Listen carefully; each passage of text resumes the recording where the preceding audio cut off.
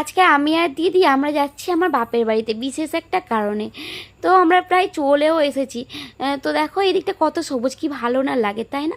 তো আমরা ট্রেন থেকে এখন নেমে গেছি, ট্রেনটাকে টাটা করে দিলাম, দিয়ে এসে পরে উঠলাম আমরা টোটোতে।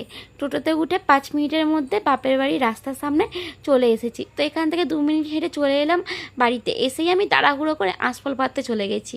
আর যখন নিচে থেকে বেশি পারতে পারলাম না, তখন দিদি গাছের উপরে উঠে গেল। গাছে উঠে ও বাড়ি দিয়ে বেশ কিছু আঁশফল পেড়ে নিয়েছে, সেটা তোমরা দেখতে পাচ্ছ। আর এর মাঝখানে আমরা খাওয়া দাওয়া করে নিয়েছিলাম। আর মা এখন দেখো ব্যাগের মধ্যে সব জিনিসপত্র গুছিয়ে দিচ্ছে।